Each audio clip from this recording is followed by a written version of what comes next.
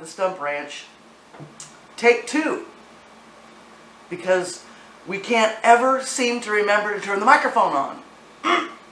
Anyway, so what we're going to do today is start a process of making a gallon of blueberry wine. As if you guys have seen prior videos, I did a little video of around the house in the city, and I've got 2 blueberry bushes out front that produce a very large abundance of berries. One produces about 15 pounds a year, and the other one is just producing more and more every year because it's getting more and more established. So it'll probably produce anywhere between 5 and 10 pounds this year. There's a lot of blooms on it. So I need to get rid of blueberries from last year that are in the freezer to make room for blueberries that are going to be blueberrying, because there's going to be a lot. So it's a process. What I do today is going to take about 24 hours, and then I'm going to add the yeast, and then it has to sit for 5 to 7 days, and then we put it in the jug with the blurpy thingy, which I can't remember what that's called, but it doesn't matter because it just blurps. So we're going to get started. I'm going to get the blueberries out and get them mooshed up a little bit, sanitize the kettle that I'm using for the first fermentation and all that. So next step is getting the blueberries and weighing them. Alright, first thing we're going to do is weigh the blueberries. I've got this little scale that I use all the time. Oh my. Got to calibrate it first. That was ridiculous.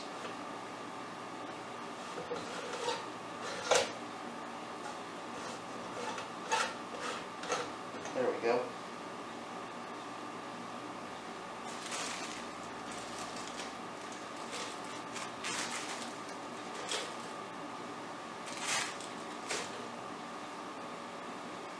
Alright, looks like I need a little bit more, so I think I'm just going to go with 4 bags.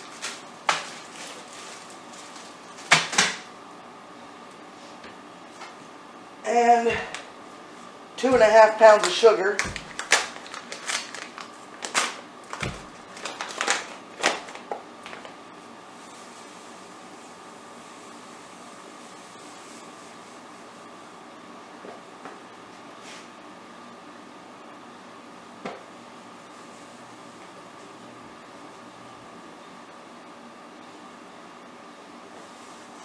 Alright, that's 2.5 pounds.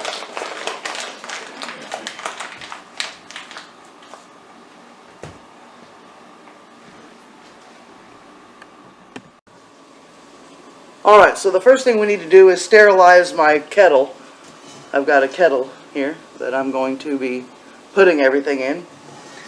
And you use Campden tablets to sterilize anything that you're going to be using. Let me see if I can get this to focus. That's what I use to sterilize. That's just what I read that you're supposed to use, so that's what I use. So what you do is put a couple of those tablets in any container that you're going to be using. So I'll be using it for the gallon jug as well when I pour everything in there.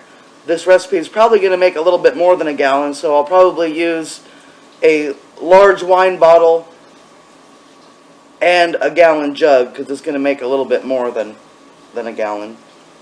But I put 2 in here with hot water, swish it around, rinse it good, and it's sterilized. And I do the same thing with the jugs. The Campden tablets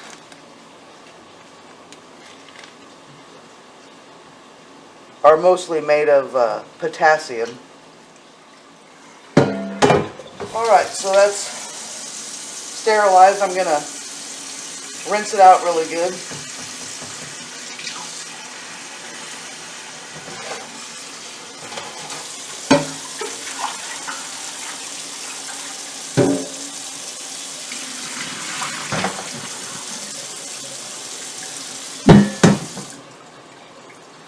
Okay.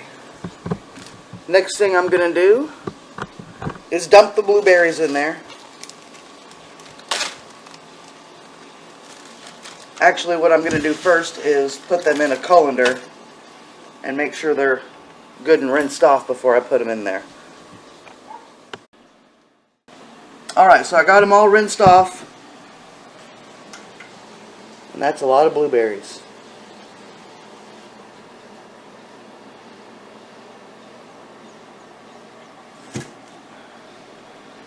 Next step is letting them sit for a little bit so I can smash them up a little bit. You want the skins to be broken, them to be a little bit smashed, so the yeast can activate and feed off the sugariness in the blueberries. Actually, what I'm probably going to do is I added a little bit of water and I put it on low on the stove top. Try to get those thawed out a little bit better and softened up. You also want the water that you're using to be at least room temperature but not hot, so the yeast will activate when you add that. Alright, so I've got them on the stove, getting them good and mashed up. It's not imperative that you smash every single berry, but the more juice you have, the better. Alright, let me get you a good look at it here.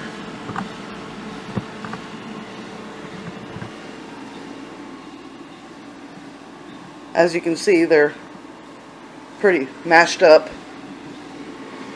and it's time to add the sugar and the water.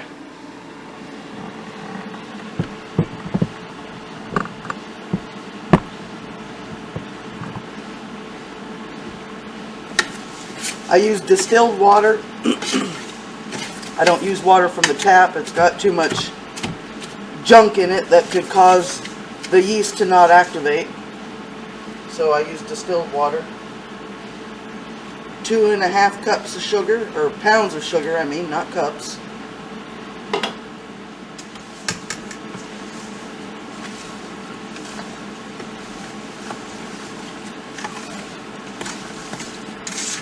You want to get this all stirred up until the sugar is completely dissolved. Add a little bit of water.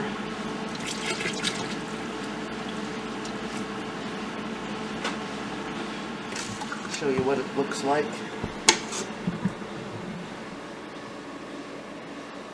That doesn't have all the water in it yet, but I'm just giving you an idea of step by step. That's what we're doing. Set the camera back over here.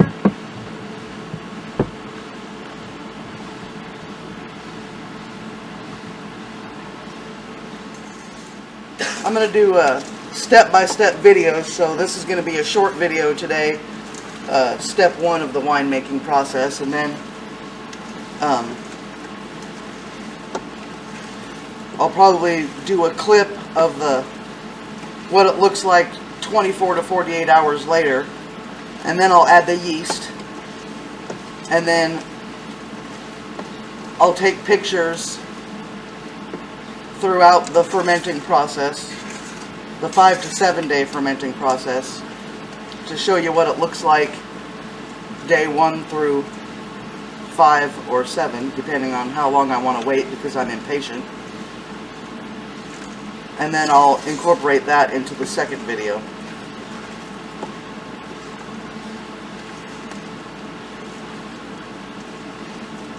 Alright, looks like the sugar is completely dissolved, so I'll turn the stove off. I don't want it to get too hot. Looks like blueberry jelly. Let me get this spoon out of here.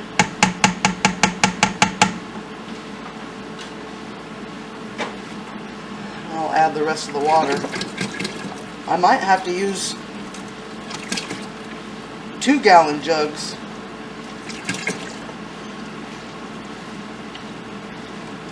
Which won't hurt my feelings. For a half a teaspoon of citric acid. There's my citric acid container. It came in a little baggie, and I was afraid it was going to spill, so I just put it in this little container. You could also add the juice of a lemon, preferably organic lemon. There's the citric acid.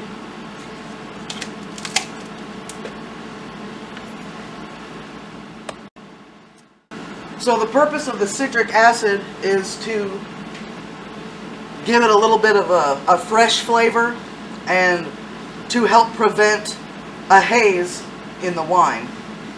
Next I'm going to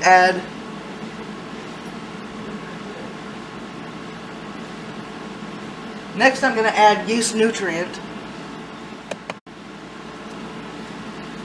I also put this in a little container. What yeast nutrient does is it helps the yeast activate quicker. It adds nitrogen to the wine. It's just basically an extra food for the wine, or for the yeast, I mean, not the wine, but the yeast. So it helps advance the process of the fermentation as well. So we also add a half a teaspoon of the yeast nutrient.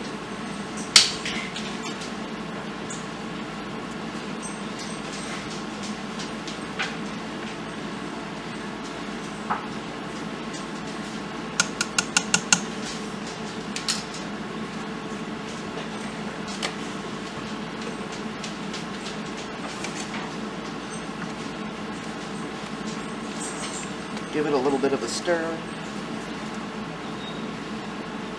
Let me lift up the camera and show you.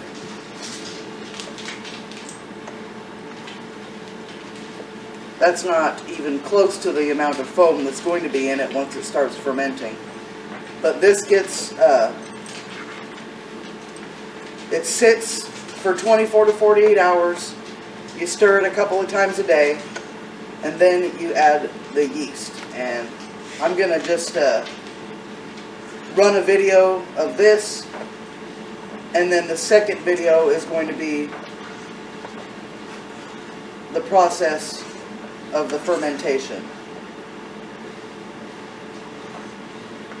I'd really appreciate it if I could get a subscription from you guys. It helps the channel a lot. And share it, and like it if you're interested. I really appreciate it. You guys have a good day.